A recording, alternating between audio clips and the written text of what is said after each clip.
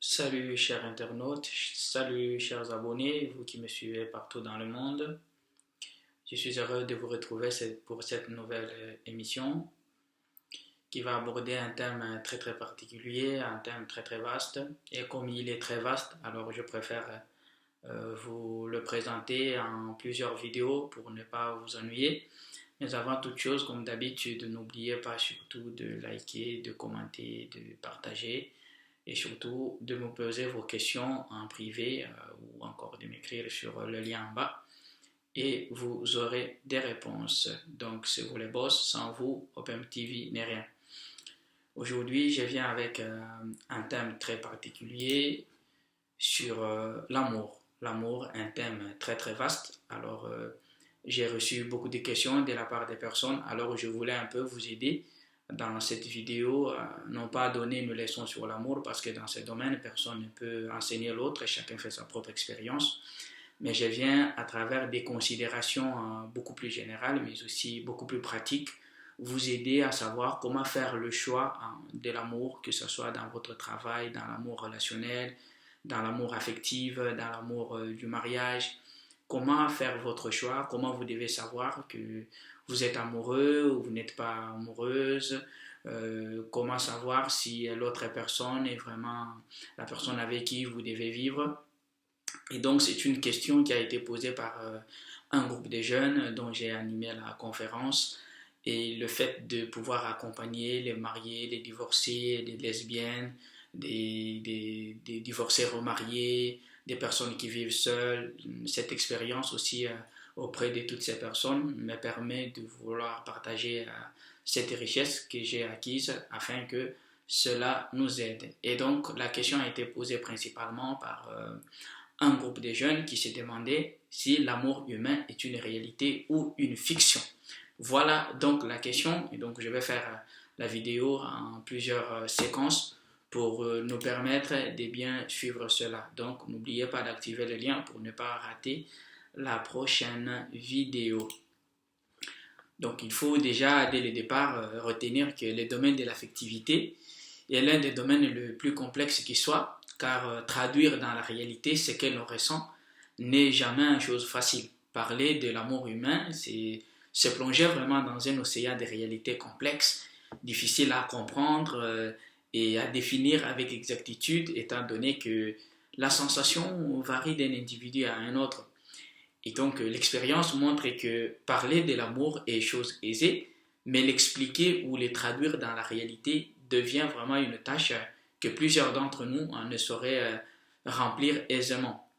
Dire je t'aime ou encore en anglais aujourd'hui I love you est devenu un refrain que même l'enfant dans le ventre de sa mère peut facilement chanter quoi. On voit tout autour de nous des personnes qui s'aiment très fort dans le mariage ou en dehors du mariage, dans la famille que dans l'amitié. En regardant toutes ces personnes, on a l'impression qu'elles sont tellement unies pour la vie que rien ni personne ne peut les séparer. Mais pourtant, si cela s'avère vrai, d'où vient le fait que certains de ces couples ou certaines de ces personnes finissent par se séparer? Ne se sont-elles pas trompées ou n'ont-elles pas fait de mauvais calculs? N'ont-elles pas fait un mauvais choix? Ont-elles vraiment compris ou obtenu ce qu'elles voulaient? D'où viennent les faits qu'on ait des ruptures, des déceptions dans le mariage, que dans les relations amoureuses?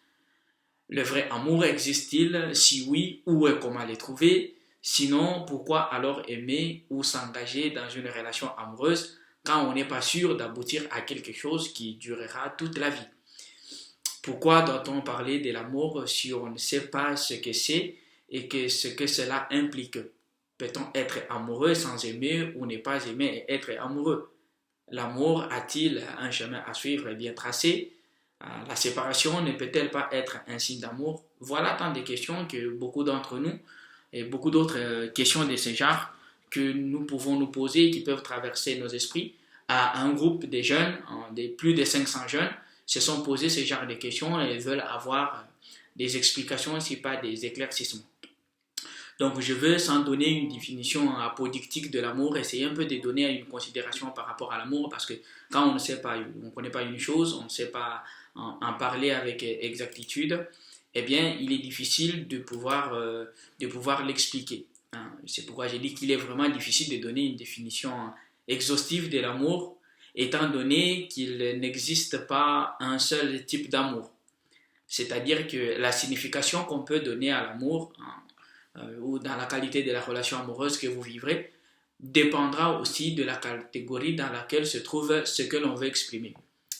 Généralement, mais bon, si on peut le dire, l'amour est un élan, une force ou une énergie intérieure qui nous meut ou qui nous pousse, qui pousse une personne vers une autre ou une personne vers une chose. On peut éprouver de l'amour envers une personne, j'aime telle personne, j'aime ma mère, j'aime mon frère, comme si on peut aussi éprouver de l'amour envers une chose, j'aime danser, j'aime m'habiller, j'aime manger, j'aime lire, j'aime étudier. Il y a une espèce d'admiration qui initie cette poussée vers l'autre ou vers la chose, car en réalité, je ne peux aimer quelqu'un que si je l'admire et que je me sente admiré par cette personne en retour. Là, on va parler un peu de la réciprocité de l'amour. Et l'admiration est un sentiment de joie et d'épanouissement devant ce qu'on juge beau ou grand, peut-on affirmer avec peut-être comme, pour ceux qui regardent un peu dans le dictionnaire, Robert, hein, c'est un peu la définition qu'on donne. Mais dans cette perspective, il n'y a de l'amour que dans le respect. Et donc, la baisse de l'admiration est parallèle à la baisse de l'amour. Ce qui fait que lorsque votre admiration envers telle personne ou telle chose baisse, eh bien l'amour que vous ressentez aussi envers cette personne ou bien envers la chose va aussi baisser. Et donc l'amour ici peut donner une confusion avec l'affection, parce qu'il y a des gens qui confondent l'affection et l'amour. Et en d'autres termes, on peut dire que l'amour désigne un sentiment d'affection et d'attachement. Je n'ai pas dit que c'est un sentiment, mais ça désigne un sentiment d'affection et d'attachement envers un être ou envers une chose qui pousse celui ou celle qui la ressent à rechercher une proximité pouvant être physique, spirituelle ou même imaginaire avec l'objet de cet amour et à adopter un comportement particulier, hein, plus ou moins relationnel en conséquence. Donc tellement on veut de l'attachement, mais on va chercher cette proximité, on va chercher à être à côté de la personne ou de la chose de laquelle ou envers laquelle on se sent attiré. Et dans ce sens, mais le verbe aimer peut renvoyer à une grande variété de sentiments, d'états et de comportements allant d'un plaisir général lié à un objet, à une activité. Je veux par exemple dire j'aime le chocolat ou j'aime danser, à une attirance profonde ou intense pour une ou plusieurs personnes. Je vais dire j'aime mon mari, j'aime mes enfants. Et cette diversité d'emploi et de signification du mot les rend difficiles à les définir de façon unie et universelle, même en les comparant avec d'autres états émotionnels. Et en tant que concept général, l'amour renvoie la plupart du temps à un profond sentiment de tendresse envers une personne, envers une chose. Toutefois, même cette conception spécifique de l'amour comprend un large éventail de significations, si je peux le dire, et des sentiments différents, allant du désir passionné, de l'amour romantique, à la tendre proximité sans sexualité, de l'amour familial ou de l'amour et de la dévotion spirituelle et de l'amour religieux, par exemple, ou de l'amour platonique aussi pour ceux qui essayent un peu d'avoir une certaine imagination de l'amour qui se vivrait dans les airs. L'amour, bien entendu, sous ses diverses formes, agit comme un facteur majeur vraiment dans les relations sociales et occupe bien sûr une place centrale dans la psychologie humaine, ce qui en fait également l'un des thèmes les plus courants dans l'art. On va voir aujourd'hui que notre art parle trop de l'amour, que ce soit dans la musique, dans la peinture. Et voilà qui fait qu'il y ait un lien étroit entre l'amour, l'agir et la relation. J'aimerais dans un premier temps alors essayer de donner une certaine différence entre l'amour et l'affectivité, hein, parce qu'on confond parfois l'amour et l'affectivité. Contrairement à l'amour, l'affection est un état, c'est un état d'attachement à une personne qui se traduit de différentes manières. On ressent de l'affection pour quelqu'un avec qui on aime passer du temps, partager des choses, de la tendresse et de l'attirance qui font qu'on aime quelqu'un avec de l'attachement. C'est ça un peu l'affection. Et on est muni d'une prédisposition qui oriente cet attachement selon ses propres attentes. Et c'est pour ceux qui ont fait un peu du latin, affectio, en latin affection ou bienveillance, est un sentiment du type d'amour au sens large. C'est-à-dire que l'affection, c'est un sentiment positif, qui, comme les autres formes d'amour, nous fait souhaiter le bien-être ou le bonheur d'autrui, voire nous pousse à y participer de notre mieux. C'est pourquoi quand on a de l'affection envers une personne, on veut que cette personne soit épanouie, on s'y met, on fait de son mieux pour que la personne se sente épanouie, que la personne vive vraiment le bonheur. On peut être affecté sans un profond vrai amour. Attention, avoir de l'affection ne signifie pas nécessairement qu'on est amoureux.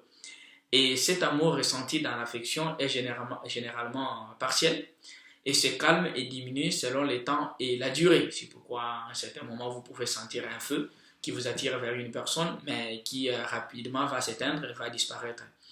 On peut se sentir affecté aussi par la douleur, voilà un peu, parce que l'affection peut aussi se traduire dans la douleur. Et cela signifie qu'on est en manque d'une réalité désirée liée à l'amour. Donc la douleur, par exemple, est liée à la souffrance ou liée à la maladie. C'est que j'ai besoin de paix et j'aime la paix physique.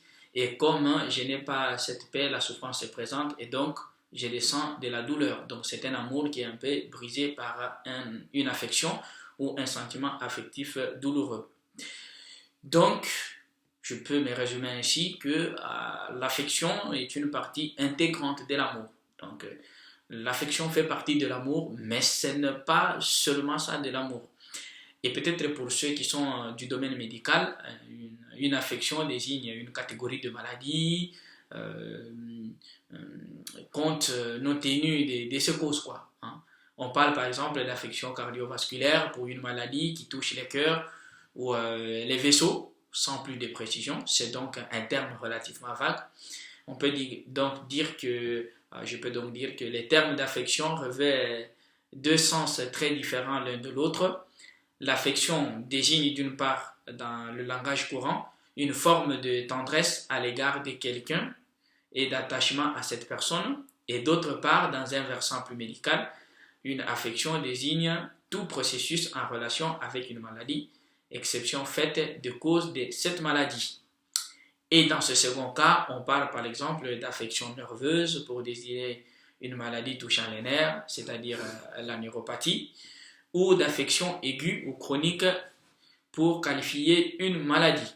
Alors, vous pouvez me dire, il parle trop depuis longtemps, il ne dit pas grand-chose. On se demande quelles sont les sortes d'amour. Alors, comme je le disais au début, il y a une pluralité de réalités pouvant prendre la forme de l'amour. On peut donc déduire qu'il y a plusieurs sentiments confus dans la réalité de l'amour. Cette diversité des sentiments donne lieu aussi à une pluralité de sortes d'amour. En effet, dans le mot ou dans la phrase « je t'aime », il peut souvent y avoir bien des confusions, des attentes et des sentiments différents. Le terme amour recouvre 4 sentiments distincts ou 4 réalités et donc des expressions que j'ai pu trouver en faisant des recherches dans la langue grecque. Donc nous avons l'amour storgé, l'amour philia, l'amour eros, qu'on appelle aussi l'amour érotique, et l'agapé ou aussi l'amour agapé. Donc voilà, aujourd'hui, dans une première partie, je vais essayer de commencer à expliquer chacune des parties, chacune des sortes d'amour. Alors, je commence juste, c'est vrai que je vais les traiter en profondeur dans les prochaines vidéos, mais aujourd'hui j'essaye juste de les énoncer, énoncer juste les 4 sortes d'amour et je vais les expliquer en profondeur. Alors, je commence par l'amour qu'on appelle storge. Storge, des mots grecs qui décrit l'amour familial. Donc ce que nous vivons, des relations que nous vivons au niveau de la famille, c'est ça qu'on appelle l'amour storge. L'amour d'un parent vers son enfant, c'est ça qu'on appelle le prendre soin pour l'affection naturelle ou instinctive, l'amour que les sœurs ont entre eux en famille, entre frères, entre cousins, cousines. C'est donc cet amour qui est une poussée naturelle qui agit en chaque membre de la famille et qui développe ainsi une attirance plus saine envers les autres membres. C'est ça qui fait qu'on évite par exemple les incestes, tout ça, où je ne peux pas développer des sentiments bizarres envers ma propre soeur, envers mon propre frère, soit déviation. Mais attention, cet amour, bien qu'il soit pur, sans arrière-pensée au départ, peut ne pas réussir ou occasionner des déviations, comme je le disais, comme l'inceste, si cet amour n'est pas cadré ou orienté. Donc même envers des frères et des sœurs, si cet amour n'est pas vraiment très bien cadré, ne peut pas se limiter aux bornes bien placées, eh bien ça peut conduire à des déviations. Et dans la plupart des cas, les amoureux brisent la limite qui est la leur et voient en chacun un sujet envers lequel on peut développer n'importe quel sentiment ou type d'affect. Donc tu risques de ne plus voir ta soeur comme ta soeur, ton cousin comme ton cousin, et tu te dis on peut aller au-delà, on peut développer d'autres types d'affects. Mais cet amour poussé plus loin, donc cet amour storge, reliant les membres de la famille, s'il est poussé très loin, crée tellement un climat de confiance que souvent les victimes de viols ou d'abus sexuels en famille ne s'en rendent pas compte au départ. C'est souvent dans les familles avec rigorisme à outrance que ces actes se produisent. Les quelques anomalies ou troubles psychologiques pouvant pousser le criminel à commettre un tel forfait. Il y a un phénomène psychologique qui se déroule. La plupart des cas, la fille par exemple qui est violée par son oncle ou par son frère, la fille a tellement confiance en son frère, son oncle ou son cousin qu'elle se dit en elle-même que tout ce qu'il peut faire à mon égard ne peut être qu'à mon avantage. Il m'aime tellement qu'il ne peut pas me faire du mal. Et donc, la victime n'a pas souvent conscience que l'acte qu'on pose envers elle était mal. C'est peut-être après que les autres peuvent lui faire comprendre que cela était un mal. Voilà d'où vient le traumatisme lorsque une fille, par exemple, a été violée, une fille dont l'oncle témoigne un amour particulier. Des filles qui sont dans ces situations peuvent en témoigner. Qui ont développé un amour très profond envers leur oncle, qui était trop attaché à son oncle, mais qui finalement, un jour, la fille ne va pas se rendre compte de ce qui s'est passé, et elle se dit peut-être que ce que l'oncle me fait, c'est quelque chose de bien, il m'aime tellement, il est trop proche de moi, il ne peut pas me faire du mal. Mais c'est après qu'on va faire comprendre à la fille que ce qu'on t'a fait, c'était mal. Et la plupart des temps, c'est ça qui pose les traumatismes, ce n'est pas l'acte lui-même comme tel en cas de déviation sexuelle, mais c'est les retombées, la façon dont on reporte la nouvelle qui peut poser des troubles chez l'enfant. Et donc la deuxième catégorie d'amour, c'est l'amour philia, la philia qui vient du grec, et des mots qui désignent l'état ou les sentiments, l'émotion de l'amitié ou de la camaraderie, qui, à la différence de l'éros, désigne ce que Tobie dénonce dénomme un amour raisonnable. La philia donc se rapproche de l'amitié telle qu'on l'entend aujourd'hui, c'est-à-dire une forte estime réciproque entre deux personnes de statuts sociaux très proches. Elle ne pouvait exister à l'époque qu'entre deux personnes du même sexe, du fait de l'inégalité entre les sexes. Vous voyez, c'est une extension de l'amitié. Donc l'amie philia, c'est l'amour qui se vit entre des amis. Donc quand on parle de l'amitié, c'est de l'amitié au sens large. Donc c'est un amour vraiment qui a pour finalité la promotion, les biens de l'autre sans intérêt. Et donc on peut dire que c'est un amour qui est altruiste, où l'autre est mis au premier rang. C'est l'amour qui existe entre les amis, et donc des vrais amis. Ici, aucune idée du sexe n'intervient, par exemple. Et d'ailleurs, par définition, l'amitié est une relation extra-conjugale entre les personnes liées par le lien d'affection, c'est-à-dire en définitive que l'amitié est un amour sans sexe. Et donc, nous sommes au niveau de la philia.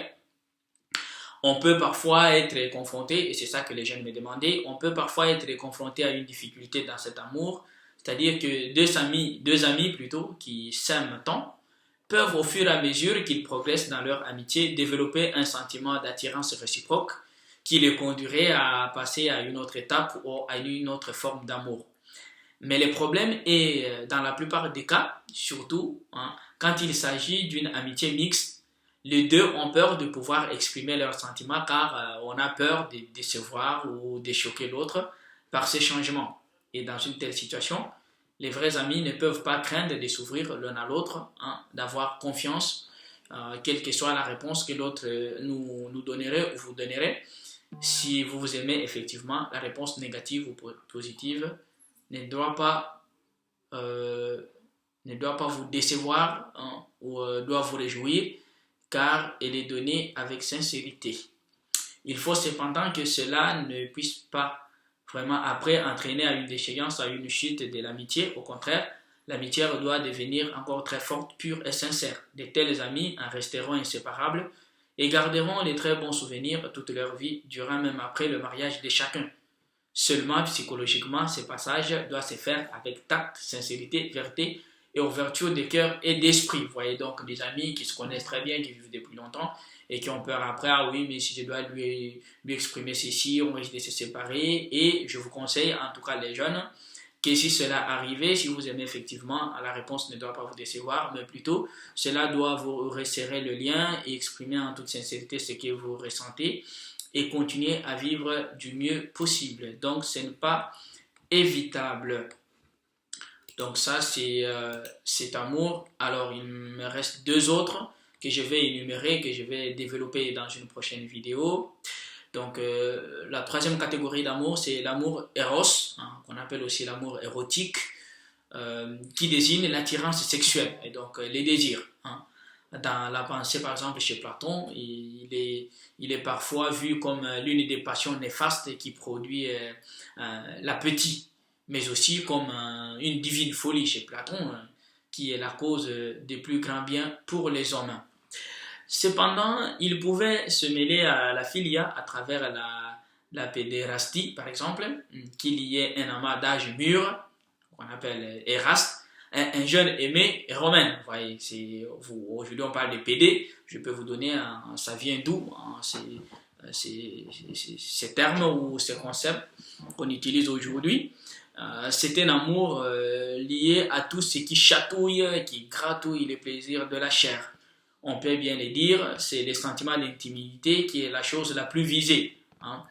Pourquoi tu poursuis une fille, tu poursuis un homme? Parce que tu as des arrière-pensées. Ce qui t'intéresse d'abord, c'est le sexe et non pas le bien de la personne.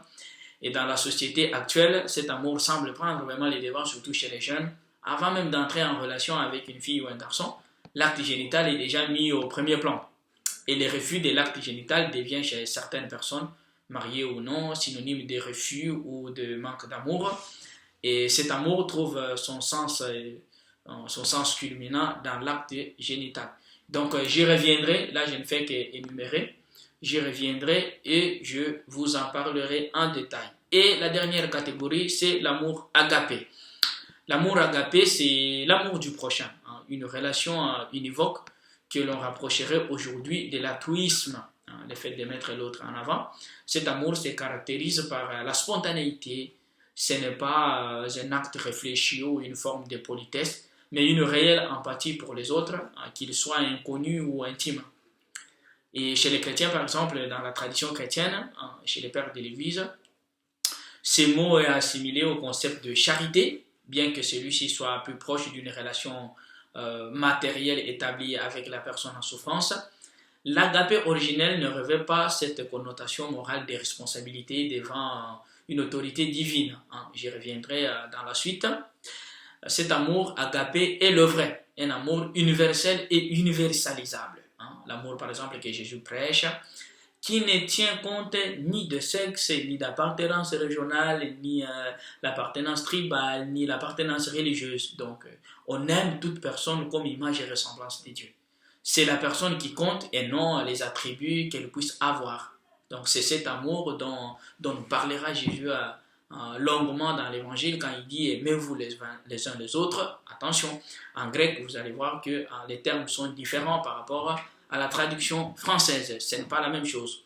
On peut donc s'imaginer ce qui se passe quand on rencontre un inconnu, on l'aime sans arrière-pensée, sans même savoir qui il est, qu'est-ce qu'il fait, et la personne va parfaitement révéler l'être. Donc vous voyez, cet amour agapé nous pousse vraiment, nous porte à aimer chaque personne par rapport à ce qu'il est. Donc voilà, chers abonnés, chers internautes, vous qui me suivez, j'essaye un peu de me résumer là pour vous donner aujourd'hui les sortes de catégories d'amour, et dans une prochaine vidéo, je vais revenir en détail et voir comment chacun peut s'évaluer et essayer de trouver la réponse par rapport à toutes ces questions qui peuvent déranger sa tête ou déranger son intelligence, des questions qui se posent par rapport à la réalité liée à la mort. Donc je vous retrouve prochainement pour les explications en détail et des exemples concrets. Prenez bien soin de vous et à la prochaine. Bisous.